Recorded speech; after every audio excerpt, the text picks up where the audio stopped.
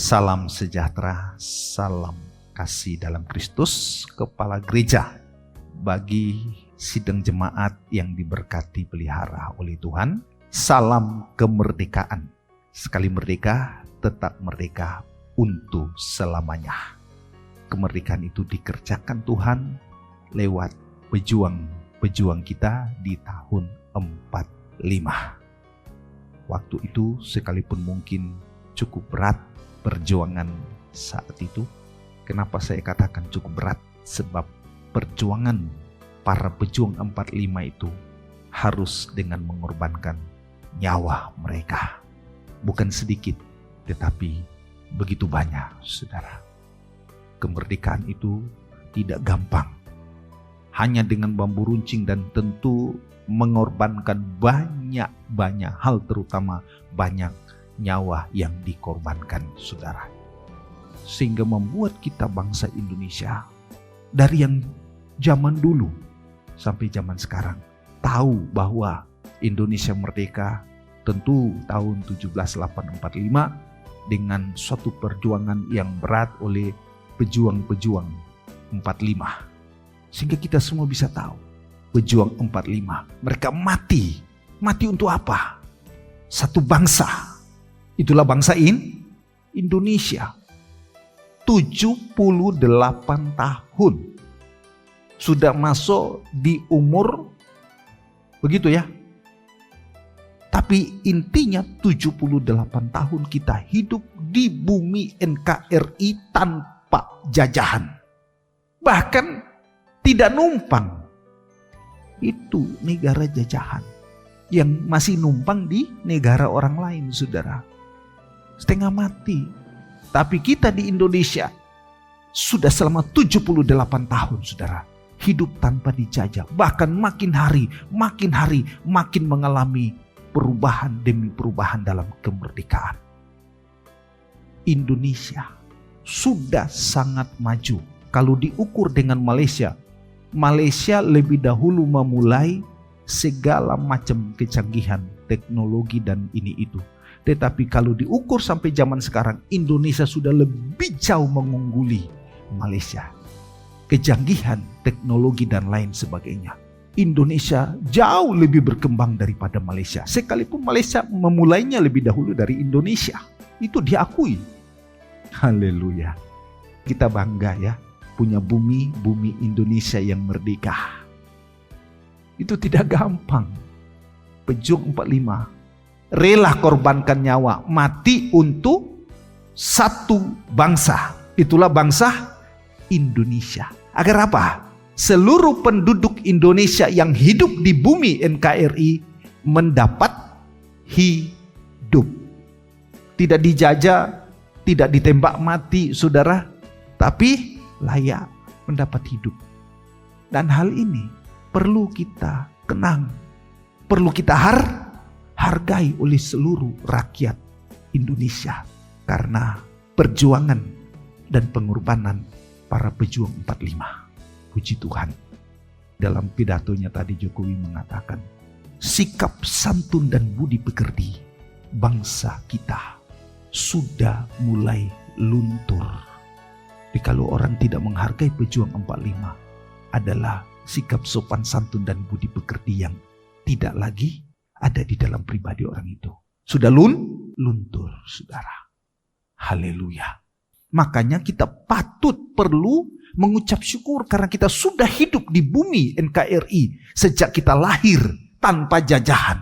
Puji Tuhan, patut disyukuri. Dan hari ini banyak gereja-gereja merayakan ibadah sore ini, saudara. Ya, puji Tuhan. Itu secara jasmani, saudara. Namun kita juga membutuhkan kemerdekaan rohani. Ya, mari kita baca Galatia pasal yang kelima. Kemerdekaan rohani ini sangat penting di dalam kehidupan kita sebagai orang percaya. Galatia 5 ayat 1a. Perhatikan. Supaya kita sungguh-sungguh merdeka. Supaya kita sungguh-sungguh merdeka. Kristus telah memerdekakan kita. Cukup dulu sampai di situ. Supaya kita sungguh-sungguh merdeka. Dengan kata lain, sekali merdeka tetap merdeka. Maka Kristus telah memerdekakan kita. Caranya bagaimana? Dia harus berjuang. Berjuang sampai mati. Untuk apa, saudara? Kematian Yesus, perjuangan sampai matinya Yesus, itu dilakukan untuk seisi dunia. Puji Tuhan. Agar apa? Seisi dunia dimerdekakan dan sungguh-sungguh merdeka. Tapi kalau bagi yang tidak percaya, di luar urusan. Saya tidak omong itu, saudara. Itu sebabnya lebih khusus lagi kepada orang percaya, agar kita merdeka. Kristus telah memerdekakan kita sehingga kita sungguh-sungguh merdeka. Dia mati untuk seisi dunia yang hidup di atas bumi. Tapi juga dia mati bukan hanya untuk kita yang hidup di bumi ini, namun juga untuk mereka di dunia yang lain. Betul ya, saudara? Coba kita buktikan saja sudah dalam Petrus ya. Puji Tuhan, dalam Petrus. Haleluya. Dalam suratan Petrus, 1 Petrus 3, dengan cepat kita lari ke sana. Ya singkat saja ya, kita tidak panjang-panjang saudara ya. Puji Tuhan. 1 Petrus 3 ayat 18 kita mulai baca sampai ayat 20. Silakan. Sebab juga Kristus telah mati sekali untuk segala dosa kita. Amin. Dia telah mati sekali untuk segala dosa kita. Jadi kita yang berdosa perlu sadar, Kristus mau merdekakan kita dengan mati sekali untuk segala dosa kita. Terus, Ia yang benar untuk orang-orang yang tidak benar. Ia yang benar untuk kita manusia atau orang-orang yang tidak benar, agar kita menjadi benar karena dibenarkan. Namun jangan mempertahankan kebenaran manusiawinya, sebab kita dibenarkan oleh Dia yang benar. Karena dalam hidup kita tidak ada yang benar. Roma 3:10 kan bilang begitu toh? Semua manusia tidak ada yang benar. Kenapa? Karena ayat 23 berkata, hidup dalam dosa, melakukan dosa. Siapa manusia yang tidak benar? Ya kita. Tapi kita dibenarkan oleh korban Kristus sehingga menjadi orang benar-benar yang dibenarkan, sehingga kita tidak perlu mempertahankan kebenaran manusiawi. Sekali lagi, tolong ayat itu. Sebab juga Kristus telah mati sekali untuk segala dosa kita. Terus, Ia yang benar untuk orang-orang yang tidak benar. Yaitu kita, supaya Ia membawa kita kepada Allah. Selama kita dalam ketidakbenaran, tidak mungkin kita dibawa kepada Allah untuk berjumpa, bertemu dengan Allah. Tapi ketika kita dibenarkan, ada jaminan mau dibawa kepada Allah, tentu lewat pengorbanan Kristus. Rela mati, korbankan nyawa untuk kita. Lanjut. Ia yang telah dibunuh dalam keadaannya sebagai manusia. Perhatikan. Tetapi yang telah dibangkitkan menurut roh. Terus perhatikan. Dan di dalam roh itu juga. Terus Ia pergi memberitakan Injil kepada roh-roh yang di dalam penjara. Jadi roh yang bersuara. Begitu tubuhnya tergantung, roh bersuara lewat mulut yang tak kelihatan. Sehingga berita firman, itulah Injil yang kita dengar. Itu karya Roh Kudus. Apa tujuannya? Perhatikan, lanjut, perhatikan. Yaitu kepada roh-roh mereka yang dahulu pada waktu Nuh tidak taat kepada Allah. Dulu waktu Nuh mereka tidak taat kepada Allah. Walaupun Nuh memberitakan kebenaran kepada mereka, namun mereka tidak mau taat kepada kebenaran yang adalah Allah itu sendiri. Tapi begitu dengan matinya Yesus, rohnya bergerak, saudara, memberitakan Injil kepada roh-roh yang ada di dalam penjara, yaitu pada waktu Nuh. Roh-roh yang tidak taat.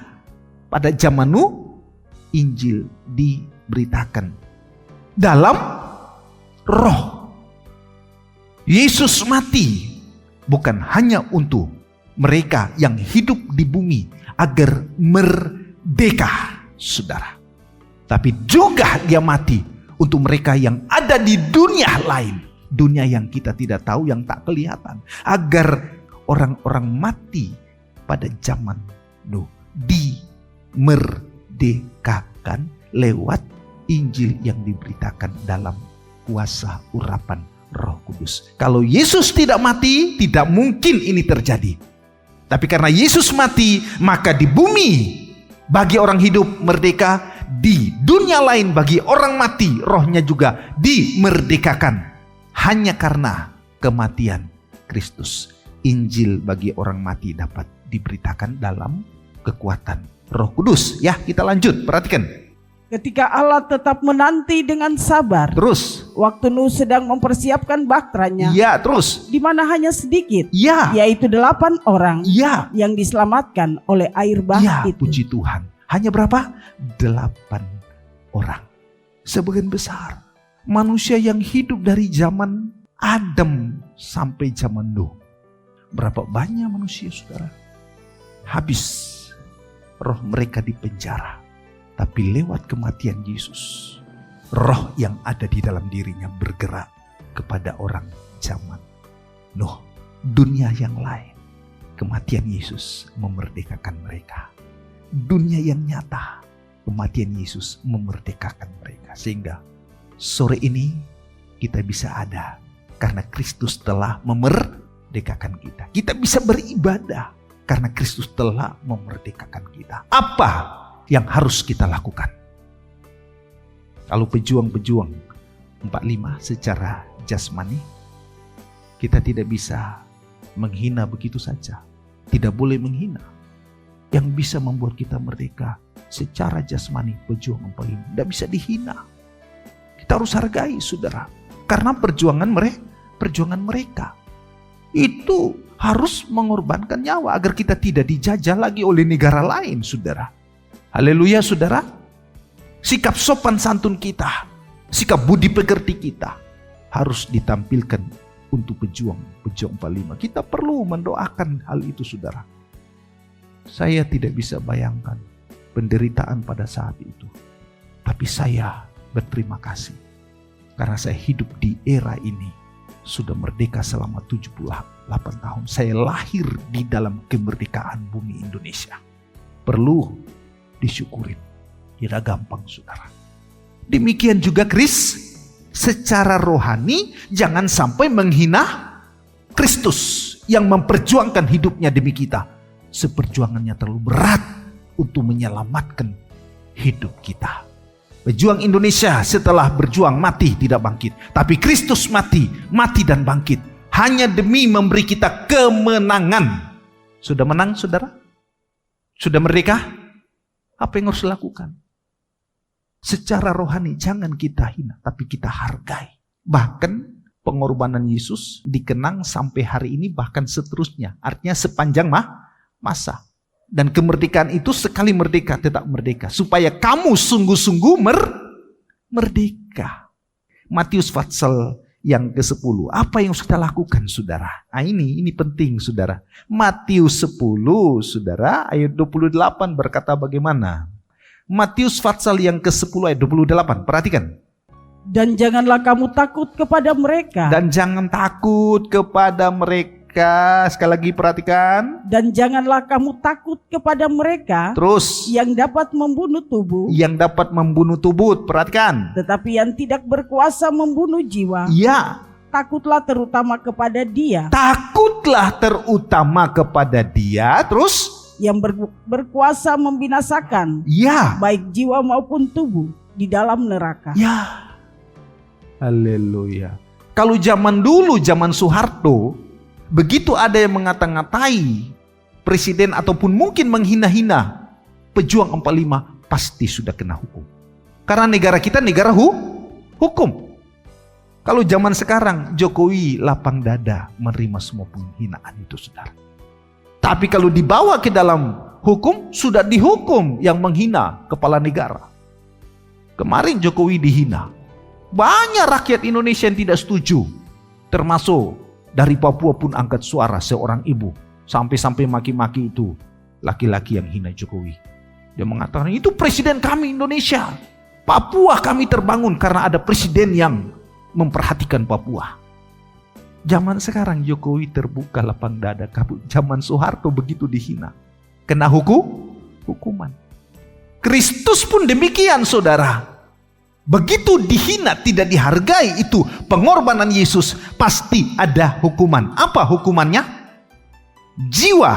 Dan sekali lagi sudah dibaca ayat itu biar lebih jelas. Sekali lagi, begitu kita tidak hargai dia dalam pengorbanannya yang memerdekakan hidup kita, hasilnya apa? Perhatikan. Dan janganlah kamu takut kepada mereka yang dapat membunuh tubuh, tetapi yang tidak berkuasa membunuh jiwa. Perhatikan. Takutlah terutama kepada dia yang berkuasa membinasakan baik jiwa maupun tubuh di dalam neraka. Jiwa dan tubuh dibinasakan dalam neraka oleh dia yang berkuasa. Haleluya. Kalau kita tidak hargai itu, maka pasti neraka menanti tubuh dan jiwa kita. Bagaimana dengan mereka-mereka yang tidak percaya Yesus, lantas menghina-hina Yesus? Misalnya seperti Ustadz Abdul Somad yang lebih trendy singkat UAS. Dengan penghinaannya katanya salib ada jin kafir dan lain-lain, saudara. Dipraktikkan lagi, kepalanya nengok kanan atau nengok kiri. Penghinaan. Kira-kira neraka atau surga? Bukan agamanya menghina agama orang lain. Bukan agamanya, kenapa mengurus agama orang lain? Kalau punya agama, ngurus agama sendiri. Jangan ngurus agama orang lain. Saya tidak mau bicara banyak, tapi saya mau sampaikan. Untuk seluruh dunia, hanya satu orang yang dapat menyelamatkan manusia dengan cara tergantung di kayu salib. Itulah Yesus yang kita sembah. Walaupun dihina oleh UAS. Tetapi saya percaya ada saatnya. Kalau tidak bertobat itu UAS, tidak percaya pada Yesus, neraka menanti hidupnya.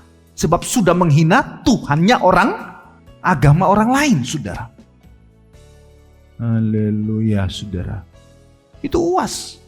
Bagaimana dengan mereka seperti Yahya Waloni yang dari Kristen masuk Islam, lantas mulai menghina-hina Kristen? Apa enggak masuk? Masuk di mana? Itu tadi yang dikatakan Alkitab tadi. Saya tidak tahu dia baca Alkitab ini atau tidak. Karena dia dari Kristen, saudara. Balik hina Kristen ketika sudah di Muslim. Dia sudah tahu. Karena dia seorang pendeta. Katanya sih, saudara, kata-katai Yesus begitu sudah masuk di Muslim. Masuk kemana? Jangan takut kepada mereka. Tapi takutlah kepada dia yang berkuasa membinasakan baik tubuh juga jiwa di dalam neraka. Langsung, saudara, kata neraka dimunculkan. Ada juga yang mengatakan Yesus itu izinkan orang miras waktu pesta di Kana. Ada juga yang mengatakan Yesus itu punya anak kawin dengan perempuan Samaria di sumur, saudara. Ada yang mengatakan Yesus berzina dengan perempuan Samaria di sumur. Macam-macam saja, saudara. Mereka tidak ngurus agama mereka. Mereka tidak ngurus hukum mereka, saudara.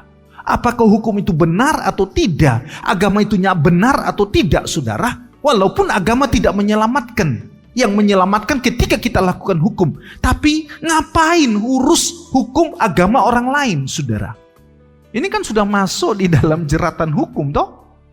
Cuma ya, kita kembalikan kepada dia yang dapat menghukum, membinasakan baik tubuh, jiwa di dalam neraka. Kalau tidak bertobat, pasti ada akibat. Makanya saya berharap dengan pergumulan doa, UAS harus bertobat agar jangan masuk neraka. Yahya Waloni harus bertobat kembali ke Kristen dengan sungguh-sungguh agar jangan masuk neraka karena sudah menghina Kristus yang memerdekakan orang percaya. Puji Tuhan.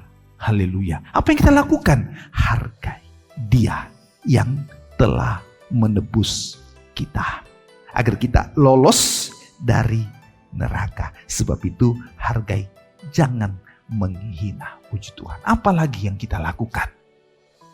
Kalau tadi sudah mengenang, setelah itu sudah menghargai. Yang ketiga, apa yang kita lakukan? Mari kita kembali kepada Galatia pasal yang kelima tadi, saudara. Galatia pasal yang kelima tadi.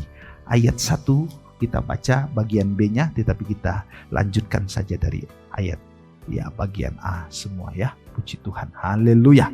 Galatia 5 ayat 1 kita baca, saudara. Supaya kita sungguh-sungguh merdeka. Supaya kita sungguh-sungguh merdeka. Terus Kristus telah memerdekakan kita. Itulah Kristus telah memerdekakan kita. Terus Karena itu, perhatikan. Berdirilah teguh. Terus, dan jangan mau lagi dikenakan kuk perhambaan. Ya, benar saudara. Yang ketiga, harus tetap teguh untuk tidak menjadi hamba. Hamba apa? Kita tambah saja ayat 13 bagian A. Perhatikan, hamba apa? Ayat 13 bagian A. Saudara-saudara, ya, memang kamu telah dipanggil untuk merdeka. Amin. Sekali merdeka tetap merdeka. Terus tetapi janganlah kamu mempergunakan kemerdekaan itu sebagai kesempatan untuk kehidupan dalam dosa. Haleluya.